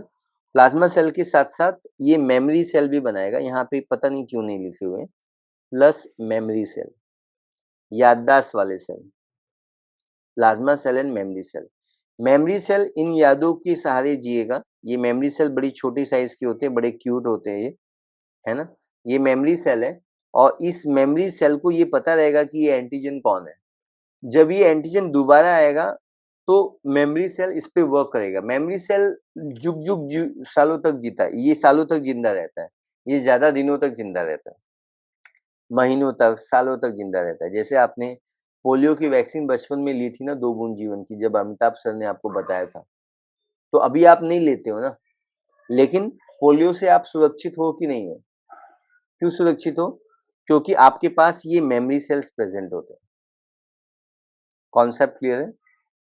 Is that clear? So आपके पास ये मेमोरी सेल प्रेज़ेंट है, इसलिए ये काम हो पाता है। तो हमेशा याद रखिए कि there will be two there will be 2 cells are form, one is called B cell. B cell से 2 सेल बनते हैं, एक मेमोरी सेल और एक प्लाज्मा सेल। कॉन्सेप्ट क्लियर है? अब ये जो प्लाज्मा सेल है वो एग्ज़ैक्टली क्या करेगा? प्लाज्मा सेल एंटीबॉडी सिक्रीट करेगा। क्या सिक्रीट करेगा? एंटीबॉडीज़ सिक्रीट करेगा। Is that clear? Antibody secrete करेगा। Is that clear? तो ये जो एंटीबॉडीज़ सिक्रीट करेगा ना, एंटीबॉडीज़ जो सिक्रीट करेगा ना, ये एंटीबॉडीज़ एंटीजन से बाइंड होगा। किससे बाइंड होगा? एंटीजन से बाइंड होगा। और जब ये एंटीजन से बाइंड होगा, तो ये कैसे वर्क करता है? मतलब ये एंटीबॉडी कैसे एंटीजन को काम करता है, उसके 3 तरीके होते हैं काम करने के, और ये तरीके आपके एनसीईआरटी में एक्सप्लेन किए हुए नहीं हैं। Is that clear? तो इसका पहला तरीका क्या है काम करने का एंटीबॉडी का, हम लोग देखते हैं। ये पहला तरीका है, और ये दूसरा तरीका है, और ये तीसरा तरीका है। तीनों तरीके के बारे में हम लोग शॉर्ट में डिस्क्रिप्शन सीखते हैं। बहुत ज़्यादा इसको एनसीईआरटी ने एक्चुअली डिस्क्राइब ही नहीं किया हुआ है। सीधा उन्होंने बता दिया हुआ है कि ये एंटीजन, ये जो एंटीबॉडी प्रोड्यूस हुआ है, वो एंटीजन को न्यूट्रलाइज़ करेगा, डिस्ट्रॉय करेगा, बट आगे और डिटेल नहीं दिया हुआ है। तो आप इसको एक बार जस्ट एक-एक वर्ड में समझ लीजिए। अग्लूटिनेशन का मतलब होता है पार्टिकुलेट स्ट्रक्चर फॉर्म करना। क्या फॉर्म करना? पार्टिकुलेट स्ट्रक्चर फॉर्म करना। पार्टिकुलेट स्ट्रक्चर बनना। अब ये पार्टिकुलेट स्ट्रक्चर क्यों बनाना है जरा समझिए। मैं सुबह से आपको बता रहा हूँ, ह्यूमोरल का मतलब होता है फ्लूइड, मतलब लिक्विड। ह्यूमोरल का मतलब क्या होता है? फ्लूइड और लिक्विड। तो ये जो एंटीजेंस हैं, अ, ये जो एंटीजेंस हैं, मतलब ये जो बैक्टीरिया हैं, ये बॉडी के फ्लूइड में है, अभी पानी के अंदर है, मतलब बॉडी के फ्लूइड ब्लड के अंदर है। तो ये जो एंटीबॉडी है, ये एंटीबॉडी क्रॉस लिंक करते हैं। आपको क्रॉस लिंक का मीनिंग समझ में आना चाहिए। मतलब एक एंटीबॉडी 2 बैक्टीरिया से जुड़ता है। देखिए ज़रा, ये एंटीबॉडी ये एंटीबॉडी इन दोनों से जुड़ा हुआ है। ये एंटीबॉडी इससे भी जुड़ा हुआ है, इससे भी जुड़ा हुआ है। ये एंटीबॉडी इससे भी जुड़ा हुआ है, इससे भी जुड़ा हुआ है। ये एंटीबॉडी इससे भी जुड़ा हुआ है, इससे भी जुड़ा हुआ है। ये एक-दूसरे से जुड़ते हैं। जैसे ये 5 बच्चे हैं, ये 5 बच्चे हैं, है ना? या ये 5 बैक्टीरिया हैं, लेकिन ये बैक्टीरिया अभी अलग-अलग हैं, तो इनको डिस्ट्रॉय करना, इनको फैगोसिटाइज़ करना मुश्किल है, क्योंकि फैगोसाइटोसिस सॉलिड चीज़ का होता है, लिक्विड में तो होगा नहीं ना। फैगोसाइटोसिस मतलब सेल ईटिंग, मैंने बचपन में बताया था। तो हमारे एंटीबॉडी क्या करते हैं, इनको आके जोड़ लेते हैं, और इनको आके एक-दूसरे से जोड़ के इसको पार्टिकुलेट स्ट्रक्चर बना देते हैं, ये नेटवर्क बनाते हैं, और इस नेटवर्क को अग्लूटिनेशन रिएक्शन बोलते हैं। Agglutination will result in formation of particulate of antigen antibody, ताकि वो easily get phagocytise, can easily get phagocytised, वो इजीली फैगोसिटाइज हो जाते हैं। Is that clear? पक्का? तो आपको ये पहली एक लाइन में मैंने आपको बता दिया है अग्लूटिनेशन का मतलब क्या होता है। दूस आई होप मैं आपको समझा लिया। मैं एक बार रिपीट कर लेता हूँ। अग्लूटिनेशन का मतलब होता है पार्टिकुलेट स्ट्रक्चर बनाना, पार्टिकल्स बनाना, ताकि वो पार्टिकल को फैगोसाइट हम कर सकें, मतलब हमारे डब्ल्यूबीसी उसको फैगोसिटाइज कर सके। दूसरा है neutralization of microbes and toxin. जब भी कोई भी टॉक्सिन्स आएगा, तो इस समय जो आपको इमेज में दिखाई दे रहा है, ये टॉक्सिन है। है ना? ये टॉक्सिन के ऊपर जैसे मैंने बताया ये एपिटॉप है, एपिटॉप मालूम है ना, एंटीजेनिक डिटर्मिनेंट, है ना? एपिटॉप, ये एंटीबॉडी इसको बाइंड कर देगा और इस बैक्टीरिया को हिलने नहीं देगा अपनी जगह से, इमोबिलाइज कर देगा। Yes sir? So it nullify the effect of bacteria, nullify effect effect of bacteria, ये बैक्टीरिया की इफेक्ट को क्या कर देता है, नलीफाई कर देता है। तो ऑब्वियसली वो न्यूट्रलाइज हो जाएगा बैक्टीरिया, या टॉक्सिन जो है, माइक्रोब्स है, वो न्यूट्रलाइज हो जाएंगे। ओके, तो आपको ये भी समझा। आपको जस्ट समझना है इसको, आप एक बार सुन लिए तो समझ गए। आपको ज्यादा इसको लर्न नहीं करना है, because NCERT don't talk about that. Yes, so why you are explaining, because आपको पता होना चाहिए, है ना?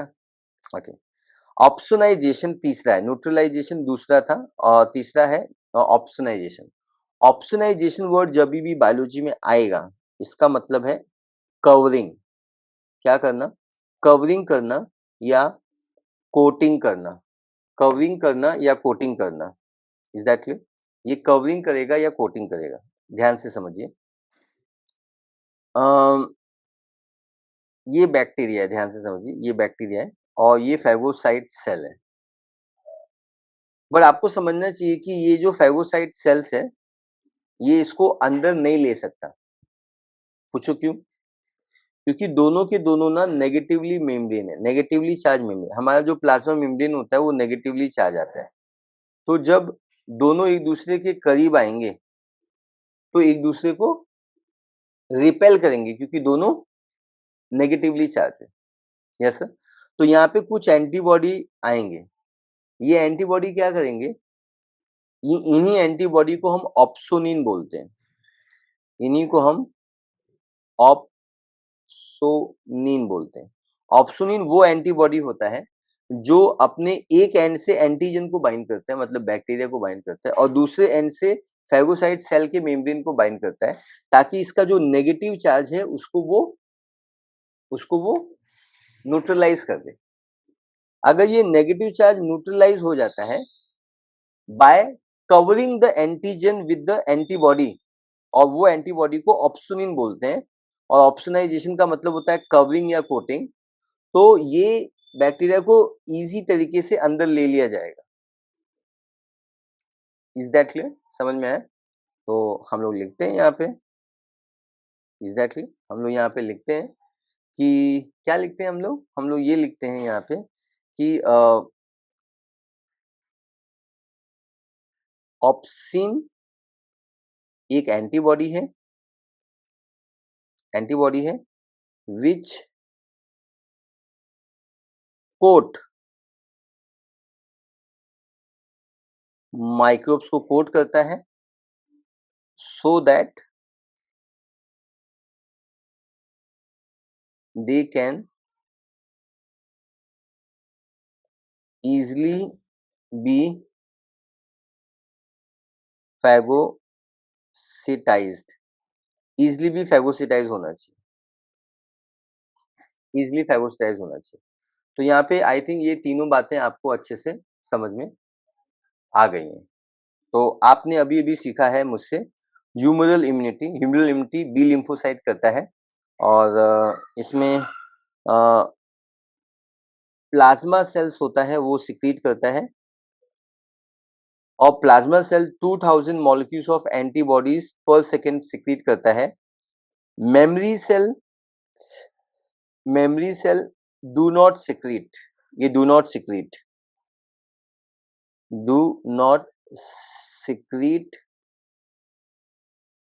एंटीबॉडी, ये एंटीबॉडीज को सिक्रीट नहीं करता है, but it store memory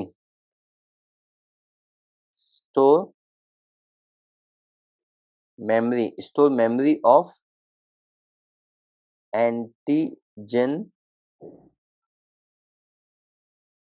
interactions, antigen के इंटरेक्शन की ये मेमोरी स्टोर करके रखता है। ठीक है, तो I think this particular part is very very clear, और है ना? तो चलो फिर हम आगे बढ़ते हैं, अभी सेल मेडिएटेड इम्यूनिटी के बारे में सीखने की कोशिश करते हैं।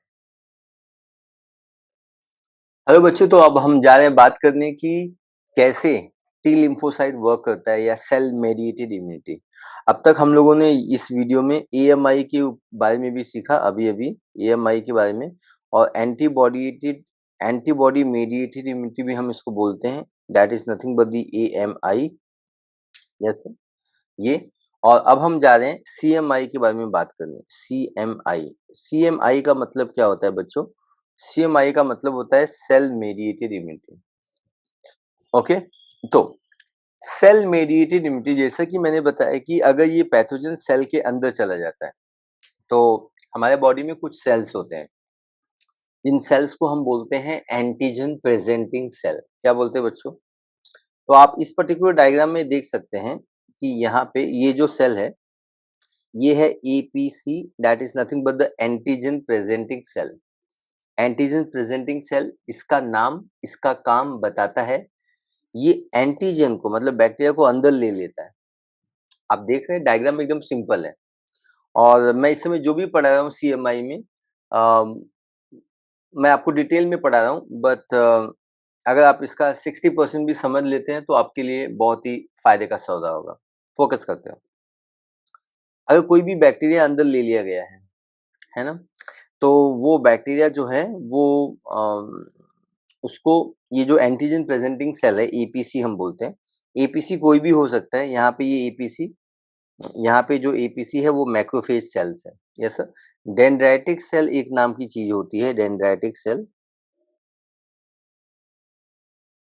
डेंड्राइटिक सेल ये भी एंटीजन प्रेजेंटिंग सेल का, सेल की तरह फंक्शन कर सकता है। ये लोग करते क्या है मेरे प्यारे बच्चों? ये लोग बैक्टीरिया को अंदर ले लेते हैं। अब उस बैक्टीरिया की वाट लगाते हैं और उसके एंटीजन को बनाते हैं। मतलब एंटीजन जो निकला हुआ है ना, वो एंटीजन को अपने बाहर प्रेजेंट करते हैं। इज लाइक घर के अंदर ले लिया, उसको प्रोसेस करते हैं। Antigen presenting cell antigen present करने से पहले, इसका नाम इसका काम बताता है क्योंकि एंटीजन को प्रेजेंट कर रहा है। अब देखिए ये एंटीजन है, इसको ये प्रेजेंट कर रहा है, दिखा रहा है। देखो देखो ये एंटीजन, देखो ये एंटीजन, ये एंटीजन है, देखो ये प्रेजेंट कर रहा है। Do understand? ये प्रेजेंट कर रहा है एंटीजन। पक्का? Is that clear? सो आपको ये अच्छे से समझना होगा कि कोई भी एंटीजन प्रेजेंटिंग सेल एंटीजन को प्रेजेंट करने से पहले वो उसको प्रोसेस करता है। बिना प्रोसेस किए तो प्रेजेंट नहीं कर सकता है ना? तो सबसे पहले वो बैक्टीरिया को अंदर लेगा, ले लिया, इसको प्रोसेस करेगा, प्रोसेस कर लिया, अब इसको प्रेजेंट करेगा, प्रेजेंट कर रहा है। आगे बढ़ते हैं।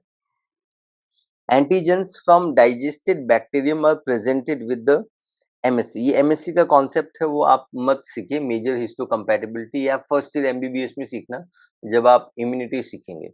Yes sir.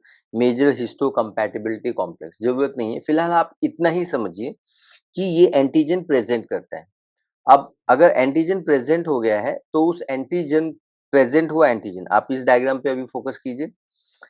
ये एंटीजन प्रेजेंटिंग सेल है, this is nothing but the APC. और इस एपीसी को यहाँ पे एंटीजन प्रेजेंट किया जा रहा है। अब इस एंटीजन को टी सेल बाइंड होगा। आप यहाँ पे हेल्पर को भी भूल जाइए मेरे ख्याल से। आप ऐसा समझिए कि टी लिम्फोसाइट है, ये इसको बाइंड करेगा। टी लिम्फोसाइट, टी लिम्फोसाइट जब इसको बाइंड करेगा तो टी लिम्फोसाइट जब इसको बाइंड करेगा तो जो ये जो टी सेल है ये 3 सेल में डिवाइड होगा, सॉरी 4 सेल में डिवाइड होगा। कितने सेल में? 4 सेल में डिवाइड होगा। पहला सेल है टी हेल्पर सेल, दूसरा सेल है टी साइटोटॉक्सिक सेल, तीसरा सेल है टी सप्रेसर सेल, चौथा है टी मेमोरी सेल। जैसे बी लिम्फोसाइट में मेमोरी सेल बनी थी और प्लाज्मा सेल बने थे, वैसे यहाँ पे भी मेमोरी सेल बनेगी। टी हेल्पर सेल, इसका नाम इसका काम बताता है, ये हेल्प करता है। अब सवाल ये उठता है कि ये हेल्प कैसे करता है? तो ये प्रोड्यूस करता है एक केमिकल जिसका नाम है लिम्फोकाइंस। लिम्फोकाइन सिक्रीट करता है। जो कि यहाँ पे इस इमेज में ये लिम्फोकाइन आप देख सकते हैं, ये लिम्फोकाइन्स है। एक cytokine is a type of lymphokine, है ना? तो ये लिम्फोकाइन या साइटोकाइन प्रोड्यूस करता है। लिम्फोकाइन केमिकल मैसेंजर, ये हार्मोन है। Yes sir. तो ये लिम्फोकाइन जो होता है, इट ये दो सेल को मैसेज देता है। किसको? टीसी सेल को।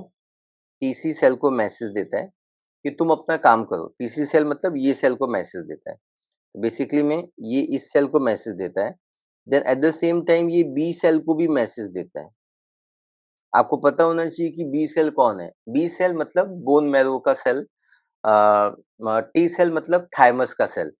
दोनों बी लिम्फोसाइट। हाँ, एक फैक्ट है जो आप अच्छे से समझ लीजिए, मैं यहाँ पे ये फैक्ट लिख देता हूँ। चाहे वो बी हो या टी हो, both are originated in bone marrow. Both are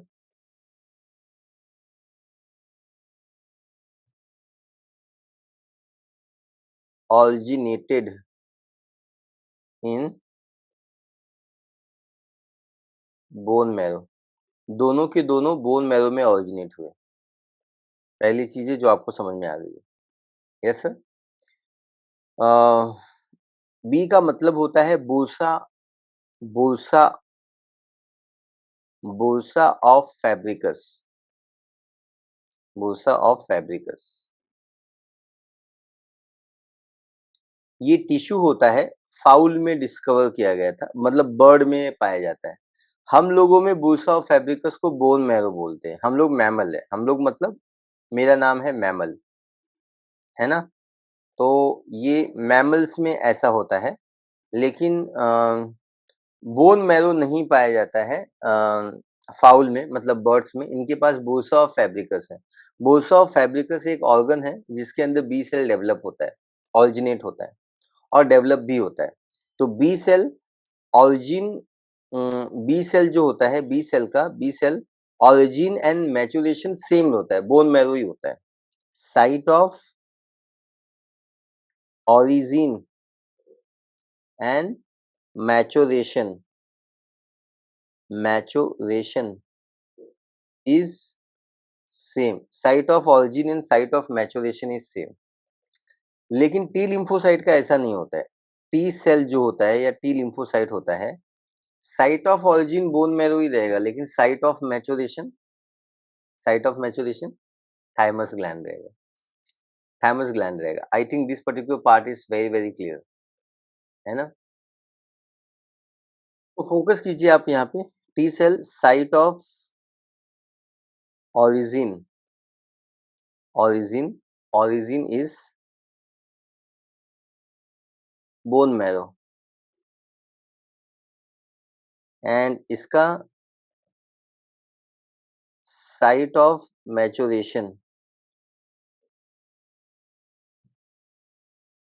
site of maturation जो टी सेल का होगा, इट इज थाइमस ग्लैंड।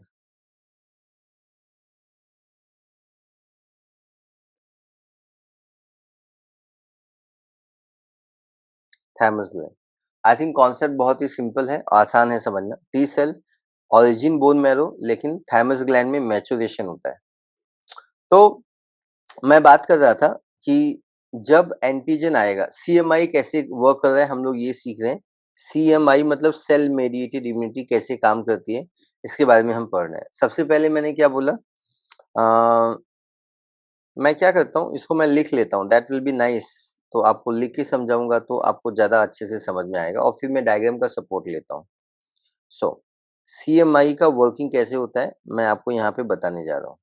पक्का? ओके, चलो फोकस करते हैं बच्चों। फिक्र नहीं करना, मैं बता दूंगा आपको, मेरे को आता है। एंटीजन, एंटीजेंस जैसे he enters in body, antigen जैसे ही एंटर करेंगे, एंटर इन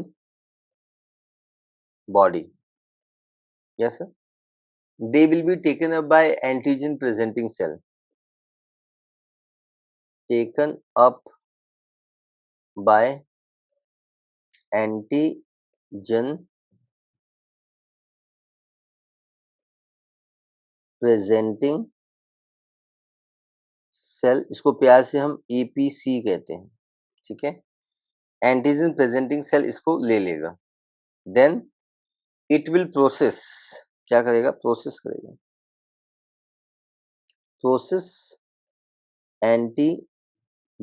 एंटीजेंस को प्रोसेस करेगा, then present over the surface,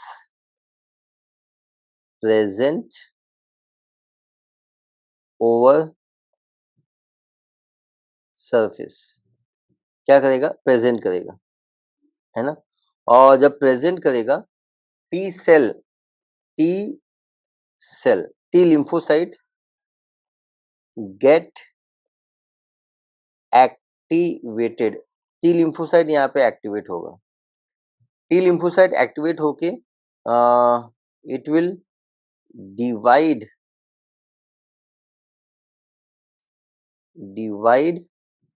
and give rise to, ये डिवाइड होगा और डिवाइड होके it will give rise to first cell, इसको हम लोग बोलते हैं T helper cell, T helper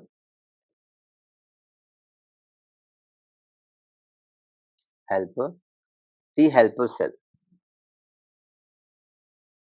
T helper cell क्या करेगा, टी हेल्पर सेल हेल्प करता है, इसका नाम इसका काम बताता है, ये हेल्प करने का काम कर जाता है। So it will secrete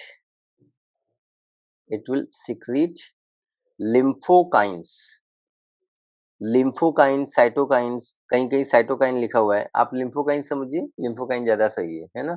cytokine is a type of lymphokine, मतलब all the cytokines are lymphokine but all lymphokines are not cytokine. तो लिम्फोकाइन एक ब्रॉडर टर्म है, वो ज्यादा बेटर टर्म है। Thank you.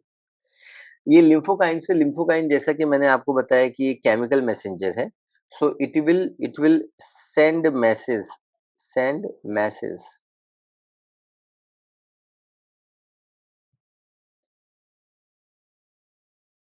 Send message to T cytotoxic or T helper cell and macrophage cell को भी message भेजेगा, है ना, उनको मैसेज भेजेगा। आपको मालूम है कि टी साइटोटॉक्सिक सेल क्या करता है, वो मैं अभी आपको बी पार्ट में पढ़ाने वाला हूँ यहाँ पे, यस। सो जो सेकेंड टाइप ऑफ सेल्स रहेगा वो बी रहेगा, दैट इज टी सी, मतलब साइटोटॉक्सिक सेल, है ना। देन इट सिक्रीट लिम्फोकाइंस, और ये जो लिम्फोकाइन है ये मैसेज देगा मैक्रोफेज को मैसेज देगा ताकि वो फेगोसाइटोसिस करे, हेल्पर सेल को बुलाएगा, बाकी के हेल्पर सेल को, बाकी के खुद के और हेल्पर सेल को ये बुलाएगा, है ना। उसके साथ में ये साइटोटॉक्सिक सेल को भी एक्टिवेट कर देगा। तो साइटोटॉक्सिक सेल क्या करता है जरा देखते हैं, ध्यान से सुनिए। ये जो साइटोटॉक्सिक सेल है, इसका नाम इसका काम बताता है, साइटोटॉक्सिक सेल मतलब काम नहीं बताता है, कंपोजिशन बताता है। इसके साइटोप्लाज्म में टॉक्सिन्स है, so in its cytoplasm perforin, perforin मतलब होल करने वाला या पोर करने वाला मॉलिक्यूल्स आर प्रेजेंट, और इसको हम टॉक्सिन्स बोलते हैं, yes sir. So it will destroy जो एंटीजन प्रेजेंटिंग सेल है या वायरली इन्फेक्टेड सेल है उनको डिस्ट्रॉय करता है। So it will destroy virally, क्योंकि वायरस अभी कहाँ है, सेल के अंदर है ना, सेल के अंदर है तब सीएमआई वर्क करता है, वायरली इन्फेक्टेड सेल। तो परफोरिन मॉलिक्यूल्स है, बहुत ही इंपॉर्टेंट मॉलिक्यूल्स है, ये वायरली इन्फेक्टेड सेल को डिस्ट्रॉय कर देता है। तो आप देख सकते हैं यहाँ पे ये साइटोटॉक्सिक सेल है, ये टॉक्सिन्स रिलीज करेगा, ये अपने साइटोप्लाज्म में टॉक्सिन्स रखा हुआ है, वो टॉक्सिन्स रिलीज करेगा। और जो भी सेल बॉडी में वायरली इन्फेक्टेड सेल है या जिस सेल के अंदर बैक्टीरिया है या जो सेल एंटीजन को प्रेजेंट कर रहा है, उसके आजू बाजू के सेल को सबको मार देगा ये, अपना टॉक्सिन रिलीज करेगा बाहर, वो सेल मर जाएगा। Yes sir. सेल मरेगा तो सेल के टुकड़े बनेंगे, तो उसको फैगोसिटाइज करने के लिए मैक्रोफेज आ जाएगा। वहाँ पे ये टी साइटोटॉक्सिक के साथ यहाँ पे बी सेल भी आएगा। हाँ, बी सेल मैंने बोला नहीं, मैंने बोला शायद मैंने लिखा नहीं। बी सेल को भी ये बुलाएगा। बी सेल क्या सिक्रीट करता है? एंटीबॉडी, मैंने बच्चों में बताया था, ये एंटीबॉडी सिक्रीट करता है ना? ये एंटीबॉडी सिक्रीट करता है और ये एंटीबॉडी भी टॉक्सिन से लड़ेगा, पक्का? तो T helper cell lymphokine produce करेगा, जो मैसेज देगा और भी helper cell, cytotoxic cell, macrophage और बी सेल को, ताकि वो अपना काम आके करें। Cytotoxic cell perforin molecule toxin है साइटोप्लाज्म में जो रिलीज करेगा वायरली इन्फेक्टेड सेल के ऊपर और वो सेल मर जाएगा। डन। तीसरा भी सेल है जो आपको सीखना है यहाँ पे, है ना? थर्ड टाइप ऑफ सेल जो ग्रीन कलर में मैं बताने वाला हूँ, सी। और वो जो सी सेल है इसको हम बोलते हैं T suppressor cell, T S या सप्रेसर, सप्रेसर सेल। अच्छा मुझे एक बात बताइए, टी सप्रेसर सेल, इसका नाम इसका काम बताता है, ये इम्यून रिस्पॉन्स को शांत करता है। सप्रेसर मतलब सप्रेस करना, जैसे अभी थोड़ी देर पहले हमने इम्यूनो सप्रेसिव ड्रग यूज किया था जो टी हेल्पर सेल को शांत किया था, टी सेल को शांत किया था। वैसे ही देखिए, अगर ये सेल अगर खतरनाक हो गया, ये अपना पूरा साइटोप्लाज्म में जो परफोरिन है वो रिलीज करता है, वाव ऊ ऊ ऊ रिलीज करता है। अब ये जो परफोरिन है ये टॉक्सिक है, तो अगर ये वायरली इन्फेक्टेड सेल है, ये दोनों वायरली इन्फेक्टेड सेल है, लेकिन इनके बाजू में मेरा नॉर्मल सेल तो रहेगा कि नहीं रहेगा? इसके पीछे यहाँ पे नॉर्मल सेल रहेगा कि नहीं रहेगा? इसके पीछे यहाँ पे मेरे पास नॉर्मल सेल्स हैं ना, ये सारे नॉर्मल सेल हैं।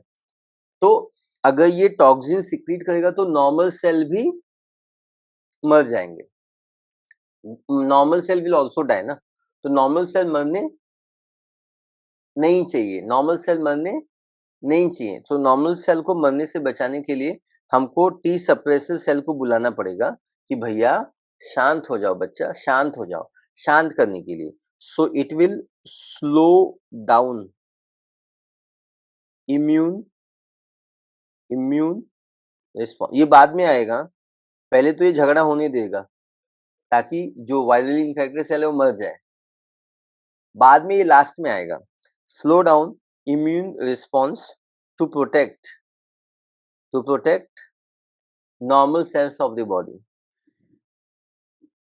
normal cells of body, body के नॉर्मल सेल्स को प्रोटेक्ट करता है ना? देन लास्ट में एक सेल है जिसको हम टीएम या हम इसको मेमोरी सेल बोलते हैं। ऑब्वियसली आप सभी को मालूम है मेमोरी सेल क्या करता है, मेमोरी सेल क्या करता है सभी को मालूम है, it store memory, it store memory of interaction. ये जो मुलाकात हुई थी, ये जो इंटरेक्शन हुआ था, ये जो झगड़ा हुआ था, ये जो फाइट हुई थी वायरली इन्फेक्टेड सेल और टी हेल्पर साइटोटॉक्सिक, इस सब की यादों को रखेगा फॉर फ्यूचर फ्यूचर रेफरेंस,